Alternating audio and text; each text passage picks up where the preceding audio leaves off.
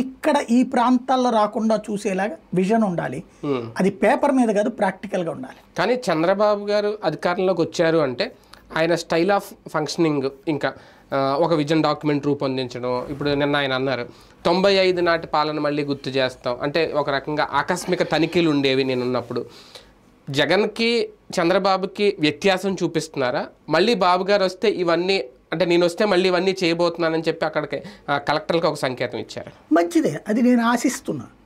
అయితే ప్రాక్టికల్గా అమలు కావాలని కూడా కోరుకుంటున్నా. ఇప్పుడు ఎదవరకటి రోజుల్లో 2004 బిఫోర్ చంద్రబాబు అంటే రాజకీయ జోక్యం లేని పాలన, మీడియా నిష్పక్షపాత వ్యవస్థ. అంటే 95 టైంలో 2004లో ఒక వార్త మనం అలా వేశాక సరైనటువంటి అంశంలో 9 ఏళ్ళు అయినప్పుడు చేసింది ఎంత ఇదిగా ఉండేదంటే, నేను ఒకసారి బాగా గుర్తు తేజాలో రిపోర్టర్గా, అప్పుడు స్టాఫ్ రిపోర్టర్గా జాయిన్ అయ్యా. అంటే అంతకుముందు సిటీ కేబుల్ నుంచి తేజాలో స్టాఫ్ రిపోర్టర్, రీజనల్ రిపోర్టర్గా జాయిన్ అయ్యా.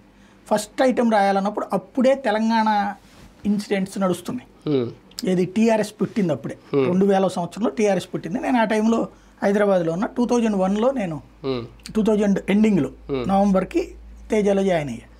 అప్పటికి టీఆర్ఎస్ పుట్టింది. అప్పటికి కేసీఆర్ ఇంటర్వ్యూ తీసుకుని నేను ఇక్కడికి వచ్చాను అనమాట. అది అయిపోయాక తేజాలోకి వచ్చాడు, అంటే సి ఛానల్లో తీసుకున్నాను. ఇక్కడికి వచ్చాక అది చేస్తున్న టైంలో నాకు